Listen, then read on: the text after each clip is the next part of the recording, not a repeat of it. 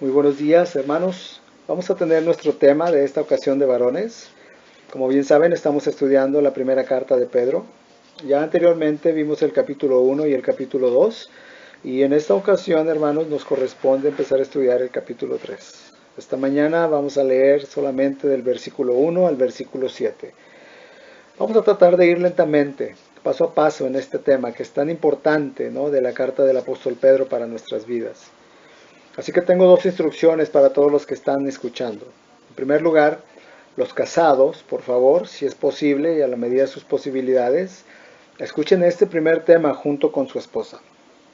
Y al final, claro, comenten el tema. Si no lo pueden hacer, hermanos, durante el día, busquen un momento donde puedan juntarse, tú y tu esposa, poner nuevamente el tema y escucharlo y comentarlo. Esto lo vamos a hacer por esta única ocasión, pues por tratarse de este tema específicamente. Y en segundo lugar, los solteros escuchen muy atentamente y conozcan y establezcan estos principios para el tiempo que Dios les dé a sus esposas, a sus cónyuges. ¿Sí? Así que por favor póngale pausa, vayan por su esposa si es que lo pueden hacer y escuchen ambos la clase por favor y no se olviden de comentarla. Entonces vamos a leer a partir del versículo 1. Dice así: Asimismo, ustedes, mujeres, estén sujetas a sus maridos, para que también los que no creen a la palabra sean ganados sin palabra por la conducta de sus esposas, considerando su conducta casta y respetuosa.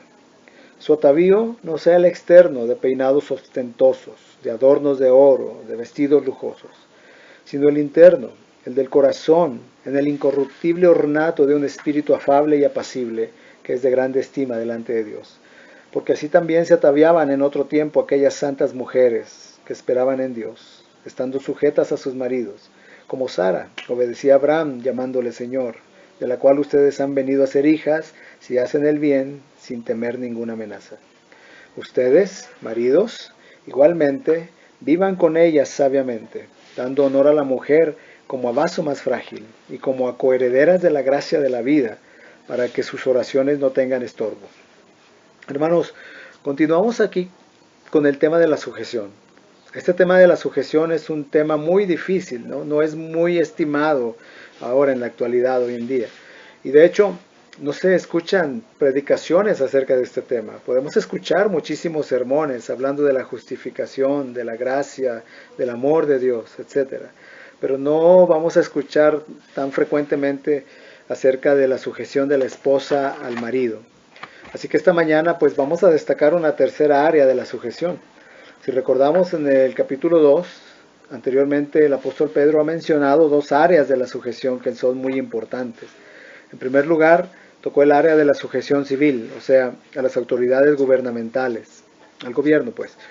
Y también menciona la sujeción en el lugar de trabajo, específicamente para aquellos cristianos que se encontraban en ese tiempo bajo esclavitud. Ahora, en esta ocasión, hermanos, veremos la sujeción en el hogar y vamos a notar algunas cosas muy importantes. El apóstol Pedro dedica aquí 6 versículos en el tema de la sujeción de la esposa al esposo. Y al final solamente dedica un versículo a los esposos. Ahora, ¿por qué, hermanos? ¿Por qué será que el apóstol Pedro dedica 6 versículos a las esposas y un versículo a los maridos? ¿Por qué será? Y no lo hace necesariamente, hermanos, porque sea más difícil, ¿no?, la situación de la sujeción para las esposas, de ninguna manera. Pero hay algunos puntos que debemos conocer. Por ejemplo, en primer lugar, en la cultura de ese tiempo, en el contexto social que Pedro estaba escribiendo, las mujeres iban a enfrentar, o más bien enfrentaban un sinnúmero de problemas cuando se convertían en cristianas, cuando se convertían al Señor. Porque en la cultura grecorromana, la mujer no tenía derechos legales, era prácticamente como un esclavo. Es más, era tratada con inferioridad. Y el abuso doméstico era muy acentuado en ese tiempo, en esa sociedad. Y el hecho de que la esposa adoptara una religión diferente a la de su marido era un problema muy serio en el hogar. Ahora, en segundo lugar, la mujer podría ser acusada cuando se entregaba al Señor de rebeldía, de rebelión, cuando adoptaba esta adoración exclusiva a Jesucristo y rechazaba adorar a cualquier otro Dios que en esta cultura pagana tenían. Entonces, El que se entregara al Señor se vería como una afrenta, como una rebeldía a la autoridad del esposo, porque su adoración iba a ser dirigida solamente a Cristo. Y en tercer lugar, en las reuniones de la iglesia, en esta cultura, la esposa pues obviamente tenía contacto con otros hombres cristianos que podía despertar todo tipo de antagonismo, de celos en la relación del hogar, de manera que no iba a ser fácil en ese tiempo. Y todavía pasa así, ¿eh? No necesariamente en aquella época, todavía puede suceder hoy, que hay antagonismo, hay dificultades en el hogar cuando la mujer se convierte y no el esposo, ¿verdad? Entonces, ¿cuál sería la estrategia de estas mujeres? Porque Pedro realmente no menciona estos problemas de la cultura que había en particular en ese tiempo, ¿no? Pedro no lo menciona en esta carta, pero era muy importante, ¿verdad? Instruir a estas mujeres, a estas esposas que se convertían al Evangelio cuando sus maridos continuaban en incredulidad o en rebeldía. Era mucho más fácil cuando el marido se convertía al Evangelio y la esposa estaba en incredulidad. Había un porcentaje muy alto, había mucha más garantía de que la esposa siguiera al esposo y viniera Cristo. Era mucho más fácil si se convertía primero el esposo. Pero aquí hay un objetivo interesante en este tema de la sujeción. Y es que con todas estas áreas de sujeción en el trabajo, ¿no? En el área civil, en el hogar, el mundo no podría acusar a los cristianos de rebeldes, de problemáticos o de causadores de divorcios.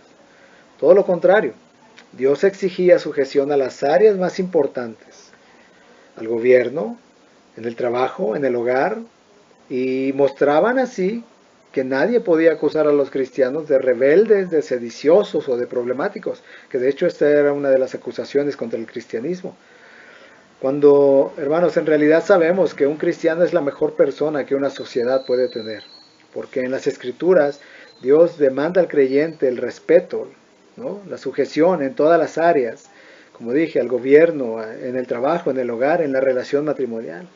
Así que qué mejor principio, ¿no? Se puede demandar a un ser humano como este, que esté sujeto a todos estos organismos. Entonces, vamos a ver rápidamente, verso por verso. Dice el versículo 1, asimismo ustedes mujeres estén sujetas a sus maridos. Y vamos a ver ahí, ¿no? Cuando dice asimismo ustedes, asimismo. Esa frase nos conecta con el contexto de lo que Pedro ha dicho anteriormente. Es como si dijéramos de la misma forma o como si dijéramos de igual manera. Esto, hermanos, nos conecta con lo que Pedro dijo anteriormente, porque si recordamos en los pasajes anteriores, se está refiriendo precisamente al ejemplo de Jesucristo, de sujeción y de humildad a la voluntad del Padre, padeciendo por el beneficio nuestro. Y si seguimos leyendo con anterioridad, leemos la sujeción de los criados a los amos, la sujeción de los cristianos al gobierno civil. Así que este mandamiento a las esposas está muy claro. En primer lugar, hermanos, es la invitación de Jesús. ¿En base a qué? A la sujeción que Él tuvo hacia el Padre. Por eso dice a sí mismo, ¿no? Y aquí hay varios principios en relación a la sujeción de la esposa. El mandamiento aquí, en el versículo 1, dice, asimismo ustedes mujeres estén sujetas a sus maridos. El primer principio que deben recordar las esposas acerca de este mandamiento es que esto no proviene o no viene de parte de Pedro. Esto no viene de parte del esposo. Esto no viene tampoco de parte del pastor. Este es un mandamiento que viene de parte de Dios. Es Dios quien ordena el imperativo de la sujeción al esposo. Mujeres, estén sujetas a sus maridos. Eso es lo primero que deben de ver en este versículo. La sujeción a la esposa es primero para la honra y la gloria de Dios. Y esto no es algo horrendo. Esto es algo digno que tiene efectos preciosos en la vida del cristiano, en la vida de la esposa, así como de su marido. Es la mujer que se debe someter a su marido. Y esto, hermanos, no es algo nuevo. Eso no lo inventó Pedro. El modelo principal, si nos transportamos a Génesis capítulo 2 y 3, donde Dios creó al hombre y utilizó esta frase, ayuda idónea, ahí en el diseño que Dios hizo original, Él estableció que la esposa se sujetara a su esposo, que el varón fuera el líder en el hogar. Pero ¿qué sucedió después de la caída? Dios no llama a Eva a que diera cuentas de la caída. Dios llama a Adán. por el abandono de su rol y de su responsabilidad, porque el rol de Adán era proteger, era proveer, era guiar a su esposa. Entonces desde Génesis vemos, hermanos, que esto no es una enseñanza nueva. ¿Y qué sucedió después de la caída? Una transformación total, un trastorno total en la relación del matrimonio. Y si hay algo que torció la caída, pues fue precisamente la relación de sujeción en la esposa y el rol del liderazgo del esposo. Ahora, esto creó una situación caótica. Lo primero que vemos es Adán, ¿no? Diciendo, la mujer que me diste, y está culpando a Dios y a la mujer y excusando su propia responsabilidad. Así que la mayor dificultad en el rol del matrimonio pues es esta, el que la mujer se someta a su esposo como Dios demanda y que el hombre ame a su esposa pues como Dios ordena en su palabra, ¿verdad? Y esto va a ser una batalla, hermanos, porque son áreas que fueron afectadas en el interior del hombre y de la mujer. Hay una rebeldía que está en el ADN del ser humano. Pero para eso tenemos el ejemplo de Jesús y el poder del Espíritu Santo. Y el apóstol Pablo dice que todo lo podemos en Cristo que nos fortalece. Entonces para Dios no hay nada imposible. Ahora, este no es un invento como lo mencioné del apóstol Pedro, porque el mismo apóstol Pablo reiteró este principio de la sujeción tan importante también en Efesios capítulo 5, versículos 24 y 25. De hecho, ahí vemos no solamente la exigencia para la esposa, sino también para el marido. Pablo dice que como la iglesia está sujeta a Cristo, así también las casadas lo estén a sus maridos en algunas cosas, ¿verdad? No, en todo, en todo. ¿Ven la exigencia? Ahora el versículo 27 dice, maridos amen a sus mujeres, y el estándar es enorme. Dice, así como Cristo amó a la iglesia y se entregó a sí mismo por ella. Así que esa es la manera como debemos hacerlo, ¿no? Pero esposas, este es el mandamiento, que las mujeres se sujeten a sus maridos. Estén sujetas. Y este es el mismo verbo en el idioma original que Pedro utilizó para la sujeción de los cristianos en el trabajo, que menciona ahí en el capítulo 2:18, cuando dice, criados estén sujetos con todo respeto a sus amos. Es el mismo verbo y también es la misma intención en el idioma original. Pedro también está utilizando este verbo para la sujeción del cristiano al gobierno civil en el capítulo 2, versículo 13, cuando dice sométase a toda institución humana. Es el mismo verbo también utilizado en el ámbito militar, ¿no? Estén sujetos, significa subordinación voluntaria con la intención de obedecer a otro. Significa someterse, ponerse bajo la autoridad de otro, obedecer, ¿no? Todos son sinónimos de ese verbo, estar sujetas. De hecho, es el mismo verbo que utiliza Santiago en el capítulo 4, versículo 7, para la sujeción a Dios, cuando dice, sométanse pues a Dios, resistan al diablo y huirá de vosotros. También hay algo interesante, ¿no?, en la frase cuando dice, estad sujetas a vuestros maridos, porque esto indica que este es un mandamiento particular y especial y específico para las esposas, ¿se dan cuenta? Así que existe una sujeción al gobierno civil, existe una sujeción al trabajo, e incluso hay una sujeción mutua, ¿no?, en la iglesia, porque también Pedro en el capítulo 5, versículo 5, habla de una sumisión o una sujeción mutua, utilizando el mismo verbo, y dice, jóvenes estén sujetos a los ancianos, y todos sumisos unos a otros. Ahí sumisos es el mismo término. Unos a otros, dice Pedro, revestidos de humildad. Y el mismo Pedro reconoce que hay un área de sujeción mutua aquí. Cuando dice sujetas a vuestros maridos hay algo especial, hay algo específico, particular. Significa también esto, hermanos, que hay limitaciones y hay condiciones en el área de la sujeción. Hay límites y condiciones cuando Dios dice mujeres estén sujetas a sus maridos. No significa necesariamente que tenga que sujetarse el 100%, incondicionalmente, ¿no?, de todos los caprichos del hombre. No. La sujeción incondicional a Dios solamente, pero al esposo, hermanos, hay términos, hay condiciones, hay limitaciones. Por ejemplo, cuando hablamos del tema de la sujeción, tenemos que analizar lo que no significa esa sujeción para evitar y ahorrarnos malos entendidos y errores. Por ejemplo, esta sujeción no es incondicional. La esposa no tiene que sujetarse si el esposo le pide pecar contra Dios, ¿verdad? Y ahí hay una limitación. No tiene que sujetarse si el esposo quiere que ella mienta o si el esposo quiere que ella haga algo contrario a la palabra, ¿se dan cuenta? No le puede decir el esposo, es necesario que te sujetes, ¿no? Y en segundo lugar, esta sujeción no significa inferioridad. Ahí es cuando más se confunde muchas veces el hombre. El tema de la sujeción de la esposa no significa inferioridad. Si la sujeción fuera inferioridad, imagínense a Jesús. Tendríamos que preguntarle a Jesús, ¿no? Que se sometió a la voluntad del Padre. Hermanos, Jesús estuvo sujeto a sus padres y estuvo sujeto en toda su vida a la voluntad del Padre Celestial. Y eso no significa su inferioridad. No significa inferioridad, ¿verdad? El que la esposa se sujete a su marido. No debemos de confundirnos. De la misma forma, no significa la eliminación de roles. Por ejemplo, algunas mujeres confunden la sujeción de la esposa con la unidad que ahora tenemos en Cristo. Y el argumento es que ahora dicen somos uno en Cristo. Por tanto, nuestra sujeción debe de ser mutua, igual y al mismo nivel. Y eso está equivocado, no debe de ser así.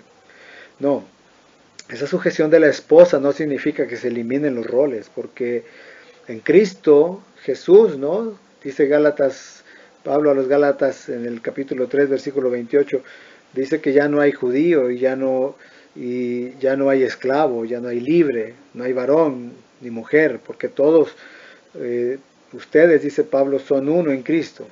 Y de hecho ese es uno de los versículos favoritos de las feministas que quieren igualizar todos los roles dentro del hogar. Entonces, no significa la sujeción el que se desaparezcan los roles. Tampoco, o también no significa que la esposa tenga que estar dispuesta a soportar la violencia doméstica, ¿se dan cuenta? Que le diga al esposo, te tienes que sujetar a mí, aunque sea un hombre airado, violento, abusador. No, la mujer no tiene que someterse a la violencia doméstica, ¿verdad? Es más, o de ninguna clase, de ningún índole. Porque el apóstol Pedro también da una instrucción a los maridos donde elimina cualquier tipo de referencia de maltrato, de abuso hacia la esposa, ¿se dan cuenta? Ahora hay otro error también acerca de la sujeción de la mujer y es que no significa la sujeción que la mujer sea un cero a la izquierda. O sea, que no tenga parte, que no aporte en las decisiones de la relación matrimonial. Tampoco significa eso. Es más, si tu esposa no está de acuerdo en alguna decisión, hermano, sigue orando hasta que ambos lleguen a un acuerdo. Porque también el Señor capacita y da dones a nuestras esposas, quienes son muy importantes y debemos escucharlas.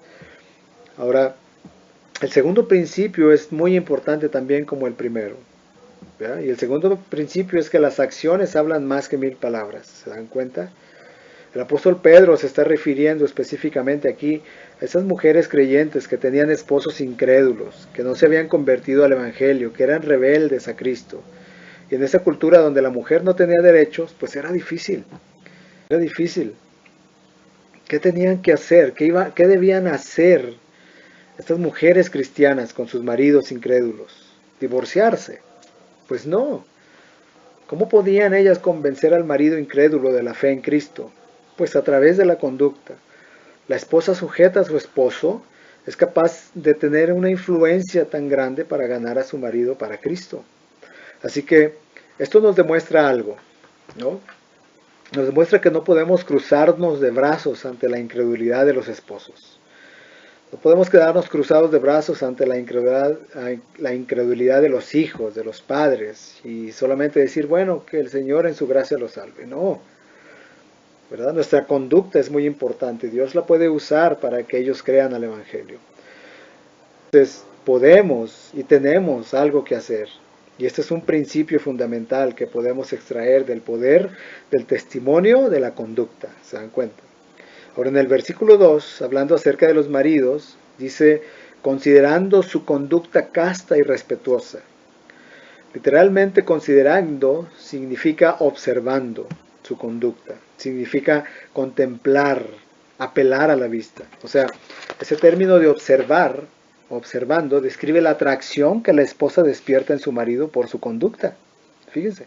Dice que cuando la mujer está sujeta a su marido, va a despertar esa observación de su esposo por medio de su conducta. Y Pedro, ahí en el capítulo 2, menciona dos características.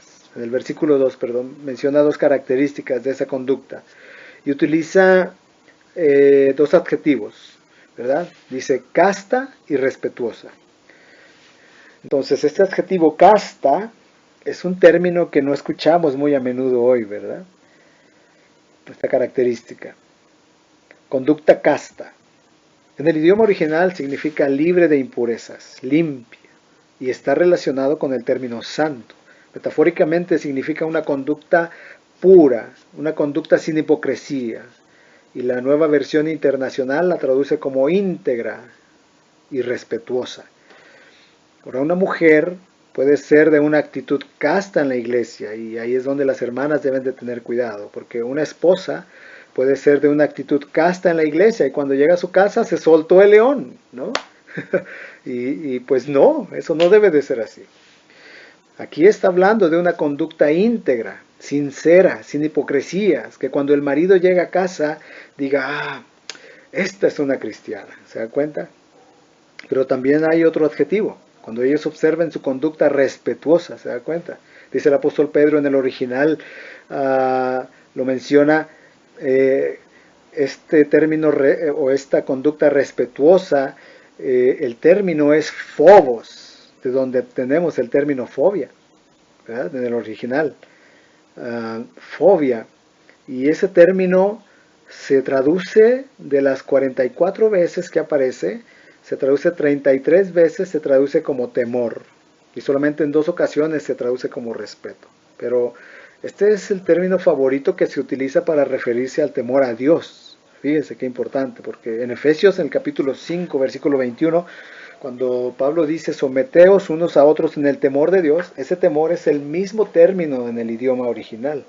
Así que la conducta que va a observar el esposo de sujeción es casta y respetuosa o temerosa, no de miedo, pero nos habla de la intención de respeto que se está refiriendo. Eso es un problema en un gran porcentaje en los matrimonios hoy en día. La mujer no respeta la autoridad y el lugar que Dios le dio a su marido. ¿Cómo pueden honrar y glorificar a Dios? Metafóricamente significa respeto reverente.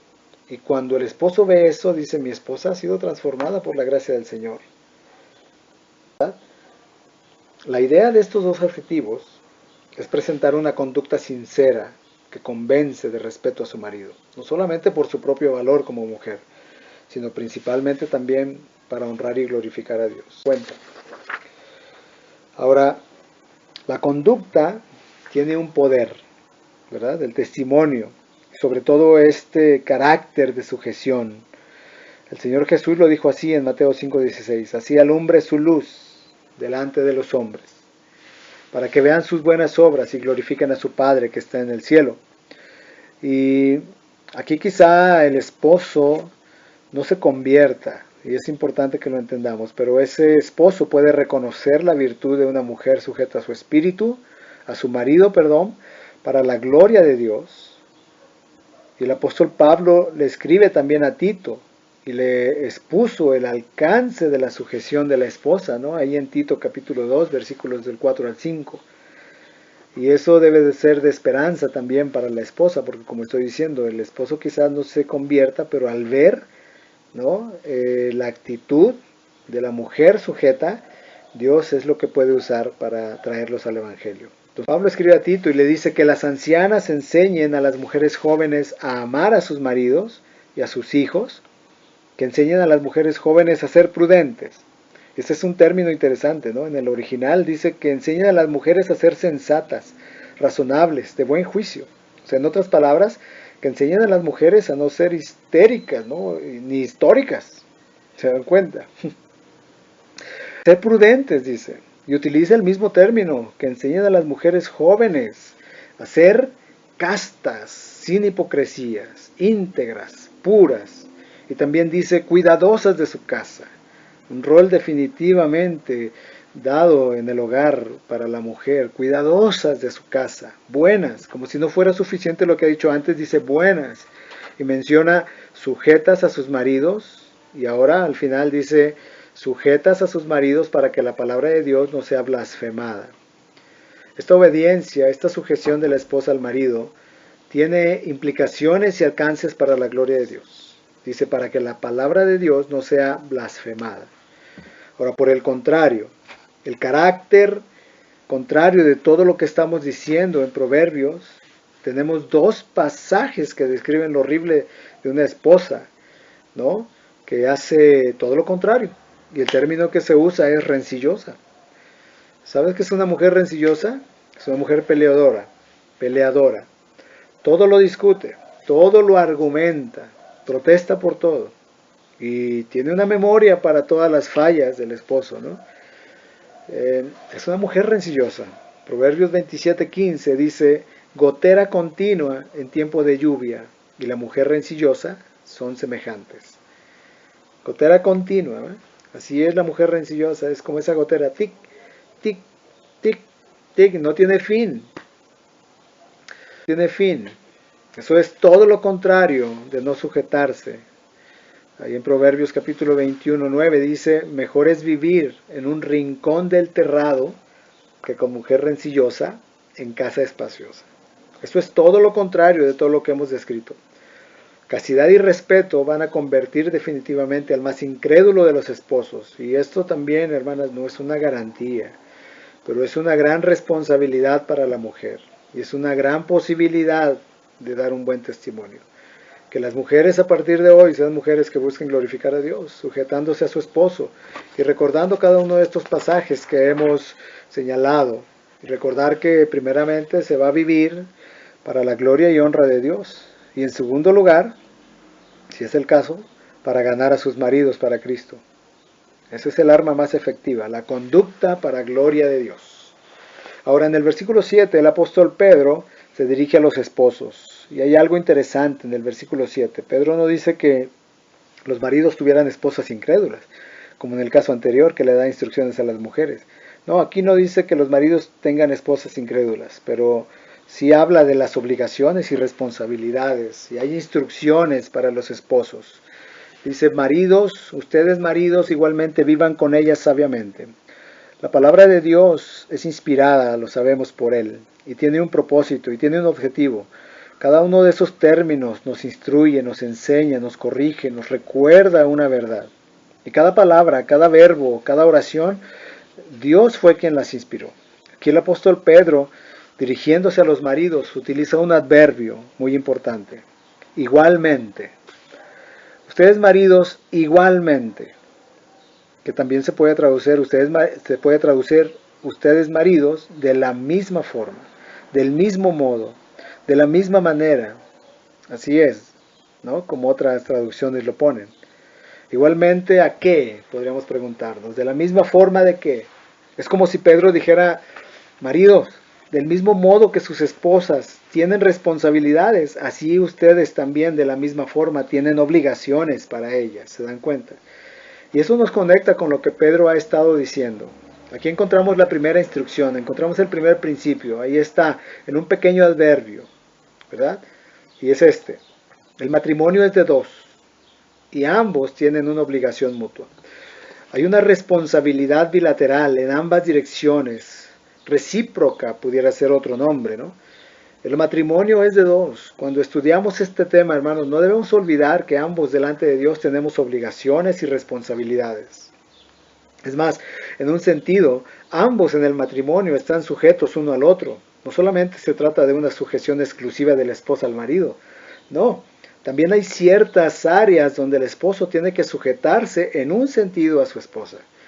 De diferentes maneras, pero ambos comparten esa mutua sujeción. Esto es parte de lo que el mismo Pablo escribió a los Efesios en el capítulo 5, versículo 21, cuando les dijo, someteos unos a otros en el temor de Dios. Así que hay cierta sujeción mutua en el marido. Y Pedro le dice a esos maridos en el versículo 7, ustedes maridos igualmente vivan con ellas sabiamente. También tenemos obligaciones, hermanos, y responsabilidades. La esposa le debe sujeción a su marido y el marido igualmente le debe obligaciones a su mujer. Así que ya desde ahí partimos, ¿no? Derribando cualquier tipo de demanda de sujeción sin que nosotros no tengamos responsabilidad. Realmente es molesto ver cómo en este tiempo la filosofía del feminismo ignora este tipo de pasajes, ¿no? Y se concentran solamente en la sujeción de la Biblia, que demanda de la mujer como si fuera una esclava. pero ignoran que la palabra de Dios también enseña que el hombre se debe a su mujer y que también se sujeta en ciertas áreas a la esposa. Por ejemplo, como cuando el esposo no alcanza a entender algún principio o no alcanza a comprender algún mandamiento de Dios, y la esposa sí, la esposa lo puede externar y explicarlo al esposo, entonces el esposo debe de sujetarse a la palabra del Señor por lo que su esposa le está diciendo, ¿se dan cuenta? Entonces, vamos a ver qué tipo de responsabilidades le debe el esposo a la esposa o qué obligaciones tiene el esposo para la esposa. Pero dice, ustedes maridos igualmente vivan con ellas sabiamente. Ahora, vivir con ellas sabiamente, este verbo vivir, ¿qué significa? Este término tiene una preposición y hay otro término también para compararlo. ¿Qué significa vivir? ¿No? Es también morar, vivir, conjunto, morar junto a. Es más, de ahí sale el término muy conocido como la morada del Espíritu Santo. Cuando se dice que el Espíritu Santo habita entre nosotros, es parte de ese mismo término de vivir. Vivir también significa convivan con sus esposas sabiamente, cohabiten con ellas. Es el mismo principio, vivir, que se traduce de hecho aquí como un verbo imperativo, vivan. Y se está enseñando algo que el apóstol Pedro hermanos, no nos está aconsejando, ni sugiriendo, ni insinuando a los maridos que teníamos que hacer o que tenemos que hacer. No, la palabra de Dios nos está mandando, vivan con ellas. ¿Cómo? Sabiamente, sabiamente. Es más, ahí incluso hasta la forma verbal vivan, ¿no? Está en un tiempo que destaca que este tipo de vida debe de ser constante, debe ser continuo, debe ser permanente. Vivan de forma continua, constante, ¿no? Permanente. Ahora, de manera específica, ¿qué significa vivir sabiamente con nuestras esposas? Literalmente, conviviendo con sus esposas según conocimiento. Mire qué importante es esto y ponga atención. Esta es la traducción literal. Convivir con las esposas según conocimiento. ¿Se da cuenta? Ese sabiamente es un término muy interesante porque sabiamente viene de un término griego que es gnosis, que aparece unas 28 veces en el Nuevo Testamento y el 99% de las veces se traduce como conocimiento. Vivir según conocimiento es un término muy importante en el Nuevo Testamento y los derivados de gnosis llegan hasta 422 veces en el Nuevo Testamento, pero sobre todo vivir con ella según conocimiento es un término que apela a las facultades mentales. Por eso es que algunas traducciones, ¿no?, traducen gnosis como comprensión, consideración, comunicación. Pero realmente es un término que significa vivir comprendiendo. O sea, el esposo desarrolla un interés especial por comprender a su esposa en cualquier área del matrimonio, física, emocional o espiritual. Es todo un proyecto conocer a tu esposa, en cualquier área, ¿no? Física, emocional o espiritual. Y jamás vamos a tener tiempo para el aburrimiento o la monotonía si nos comprometemos de esa manera, hermanos. Un poeta equivocadamente dijo que las mujeres fueron hechas para ser amadas, no para ser comprendidas. Y eso no es algo que hace un hijo de Dios. No podemos excusarnos con la poesía, hermanos. No hay tarea, no hay más reto, no hay reto más grande que podamos tener en nuestras vidas, hermanos, como comprender a nuestra esposa. Pero ¿saben? Eso es parte de lo que significa maridos, igualmente vivir con ellas sabiamente. Es parte, el comprenderlas. El hombre no solamente tiene la responsabilidad de proveer para su esposa, ¿no? No solamente va a proveer el techo, la comida, sino también tiene la responsabilidad de ser sensible y poner atención a las necesidades de su esposa. La otra palabra que podemos encontrar aquí, que se traduce, es consideración. Maridos, traten a sus esposas con consideración. ¿Escucharon? Con consideración. Traten a sus esposas con consideración. Este es un término muy importante. La falta de consideración hacia la esposa, hermanos, produce las discusiones más grandes en el hogar. Porque no hay nada más irritante que un esposo sea desconsiderado. Así que, esposos, hay que conectar el cerebro antes de desconectar la lengua, ¿no? Y considerar a la esposa. Primero, piensen en esto, en vez de jugar todo el tiempo, ayúdenla. En lugar de mandarla, apóyala. En vez de criticarla, elévala, ¿no? Ayúdala. En vez de hundirla, créele, créele. En vez de acusarla, ¿verdad? Créele. Ahora, eso es muy importante, la consideración. Y la otra palabra es la comunicación, ¿verdad? ¿Cómo lo traduce?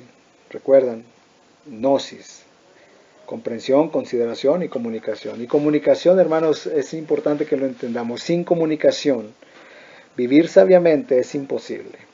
La comunicación es esencial para llegar a comprender y a considerar. La forma más eficaz de obtener de nuestra esposa lo mejor, hermanos, es a través de la comunicación. Nosotros, esposos, debemos hacernos expertos, comprendiendo, considerando, viviendo sabiamente, para poder obtener de nuestras esposas lo que deseamos. La mujer funciona por la comunicación. Nosotros como hombres somos más de imagen, más reaccionarios. La mujer es diferente, así que en vez de estar, hermano, en la computadora o en el celular o en la televisión, debemos darle más calidad de tiempo en la comunicación para este reto de vivir sabiamente con nuestras esposas y conocerlas para así comprenderlas y considerarlas. Comprensión, consideración y comunicación, hermanos, esa es la tarea. La segunda responsabilidad del mismo versículo 7, y ustedes maridos, dice, vivan con ellas sabiamente, dando honor a la mujer como a vaso más frágil. Dando honor significa, hermanos, dando respeto, honra, o sea, tratándola con valor y dignidad. Es una abominación un marido que trata a una esposa como si fuera un trapo. ¿Escucharon? Es una abominación.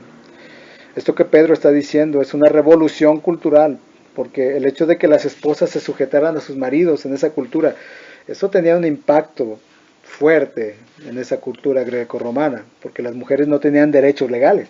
Pero cuando Dios a través de Pedro exige a los esposos cristianos que ahora deben honrar, de respetar a sus esposas, que deben de tratarlas con delicadeza, con sabiduría, con consideración y comprensión, hermanos, esto era una revolución cultural. Eso era un impacto, ¿no? Y siempre el cristiano ha sido, hermanos, la sal de la tierra. Eso era revolucionario porque el hombre debía tratar a su esposa, el hombre cristiano, con todos estos términos que estamos hablando. Entonces nosotros debemos honrar y respetar, dice, dando honor a la mujer como a vaso más frágil. ¿Qué significa vaso más frágil? Que la mujer es más débil espiritualmente, que la mujer es inferior moralmente, que la mujer es más frágil intelectualmente. No, por supuesto que no. Dando honor a la mujer como va a vaso más frágil. Hermanos, hay una cosa interesante en esta frase. Pedro dice que como a vaso más frágil. En el idioma original está usando una comparación, indicando la fragilidad también del hombre. Ambos somos vasos e instrumentos frágiles. La mujer es más frágil, pero nosotros no somos fuertes, también somos frágiles. Entonces, ¿en qué área la mujer es más frágil, que merece esta atención honrosa y cuidadosa del esposo? ¿En qué sentido la mujer es más frágil entonces? Primero, generalmente hablando en el área física, nadie puede negar que el hombre físicamente tiene una fuerza superior a la de la mujer. Pero Pedro no se refiere exclusivamente a la fragilidad de la mujer del área física. Más bien frágil incluye otras responsabilidades que no se pueden negar. Por ejemplo, la mujer es más sensible que el hombre en el área sentimental, ¿no?, de la familia. Por lo general la mujer es la que recuerda todas las fechas de matrimonio, los cumpleaños, está al tanto de detalles que el hombre ni se acuerda, ¿no? Porque la mujer es más sensible en el área sentimental y familiar. Por ejemplo, la mujer es más vulnerable en cuanto a las preocupaciones. Un hombre se puede quedar sin trabajo y se puede sentar a ver la tele despreocupadamente, se puede poner a jugar sin preocupación. Sin embargo, la mujer se estresa, ¿no? Y se preocupa y se agota. El esposo le dice, ay, tranquila. Y por allá está la mujer pensando cómo voy a pagar las deudas, cómo voy a buscar comida, ¿no? Es más vulnerable, es más sensible en cuanto a las preocupaciones. Miren, es muy difícil, pero también muy raro, ¿no?, que una mujer le saque las lágrimas en una discusión al esposo. Posiblemente le gaste más bien las cuerdas vocales porque el esposo pierda la garganta gritando como loco. Pero Es muy difícil que la esposa le saque las lágrimas. Sin embargo, el hombre puede herir los sentimientos de la esposa y hacerla llorar con mucha más facilidad, porque son más sensibles y tienen un diseño de Dios que es especial. La mujer es diferente, es más sensible, más frágil, más delicada, más vulnerable que el hombre en ciertas áreas, ¿no? Por tanto, ahora el hombre como esposo cristiano, hermanos, como líder del hogar, tenemos la obligación y la responsabilidad de tener tacto con nuestras esposas, de ser caballerosos, de controlar nuestra lengua, porque eso es parte de lo que significa dar honor a la mujer como vaso más frágil. La mujer es más delicada, tenemos que cuidar a nuestras esposas. Hermanos, hay hombres que pueden ver a su esposa cargando 50 kilos de peso y ni siquiera se inmutan, ¿no? La pueden ver trabajando por horas el día entero, la esclava, órale, y no ofrecen ninguna ayuda. No, dando honor a la mujer como vaso más frágil.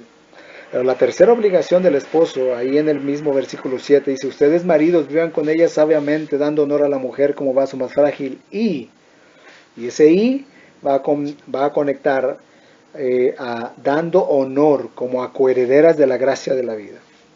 Es una frase interesante, dando honor como a coherederas de la gracia de la vida. ¿Qué significa eso?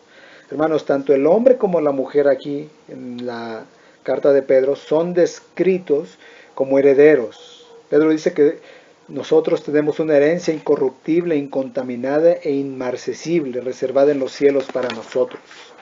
Nosotros somos coherederos y ese co sencillamente es un prefijo que indica junto a, junto con alguien. Significa que la mujer comparte exactamente la misma herencia con el hombre.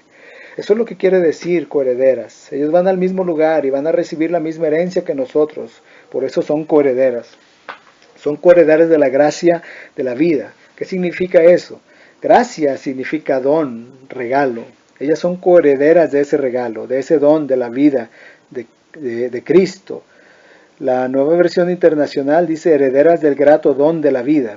Entonces la mujer, hermanos, sencillamente ha sido una coheredera de ese don de la vida en Cristo. Significa que la mujer comparte o disfruta de la misma gracia y el mismo favor que el esposo. Y esto parece no tan importante, pero presta atención a lo que significa la sujeción y respeto que la mujer le debe al marido. Nunca significa inferioridad, porque ella tiene la misma igualdad, la misma dignidad y los mismos privilegios. Ambos se presentan como pecadores delante de Dios. ¿Verdad? Ambos tienen el mismo Salvador, ambos son salvados con la misma gracia, ambos tienen el mismo valor y la misma unidad. Debemos honrar a nuestras esposas porque ellas tienen la misma igualdad delante de Dios. Eso es suficiente para eliminar cualquier tipo de machismo o de tiranía. Esa igualdad es otra base suficiente para que el hombre respete, para que cuide, procure y trate con cuidado a su esposa. Ahora, la parte final de este versículo es muy importante. Al final, el apóstol Pedro dice que para que sus oraciones no tengan estorbo. De hecho, es el único principio que se menciona así en toda la Biblia, ¿no? Con ellas, vivir con ellas sabiamente, comprendiendo, considerando, hablando con ellas, vivir con caballerosidad, con igualdad. ¿Y cuál es el resultado? Dice, para que tus oraciones no tengan estorbo. Hermano, ve la importancia de poner en práctica esos principios. Estorbo, en el idioma original, significa impedimento, algo que detiene el avance, el progreso. Entonces, la obediencia de estas responsabilidades te libra del desastre, afecta nuestra relación con Dios en la forma en que nos relacionamos con nuestra esposa. La forma en que obedezco y glorifico a Dios cuando me relaciono con mi esposa, hermanos, es de bendición, y no hacerlo afecta mi relación con Dios. Por tanto, es importante, y si algún hombre piensa en este tiempo servir a Dios, o si ya estamos sirviendo al Señor, tenemos que saber tratar a nuestra esposa, porque eso afecta nuestra relación como líder con Dios. Para que nuestras oraciones, dice, no tengan estorbo.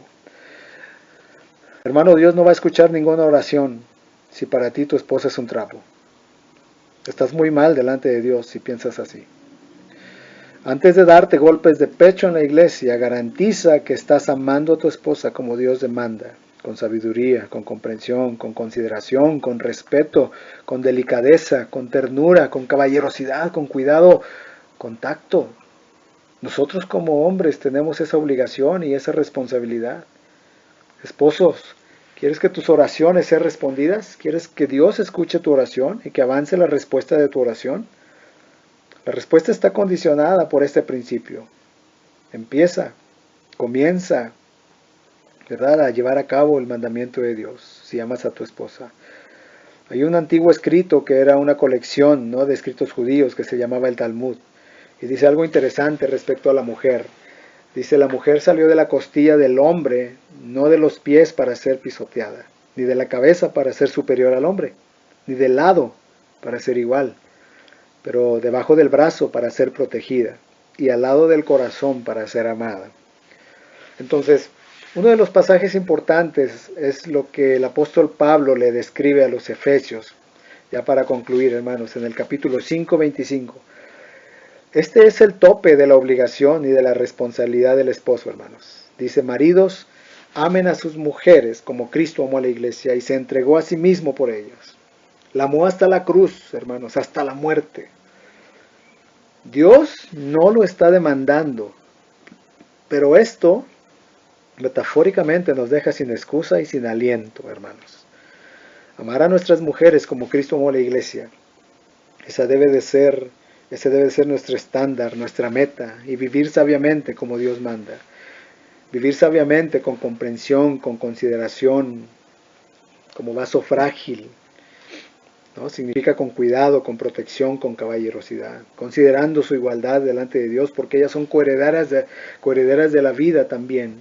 Han recibido esa salvación y esa gracia. Y como el resultado, ¿no?, que Dios va a escuchar todas tus oraciones, con la promesa de que no tendrán tus oraciones estorbo, no tendrán impedimento. Recuerden lo que dice el Salmo 34, versículos 15 al 17, dice, los ojos de Jehová están sobre los justos, y atentos sus oídos al clamor de ellos. Pero la ira de Jehová contra los que hacen mal, para cortar de la tierra la memoria de ellos. Claman los justos, y Jehová oye, y los libre de todas sus angustias. Seamos obedientes en cada uno de los mandatos que Dios nos dio. Las esposas sujetándose y los esposos viviendo con ellas sabiamente. Viéndolas como vaso frágil, considerándolas iguales delante de Dios, para que nuestras oraciones no tengan estorbo. Hermanos, que Dios les bendiga. Al final de esta plática, como lo dije, bueno, por favor, esposos y esposas, coméntenlo y que Dios les dé la gracia de poder salir victoriosos en cualquier situación que resulte de esa plática. Que Dios les bendiga.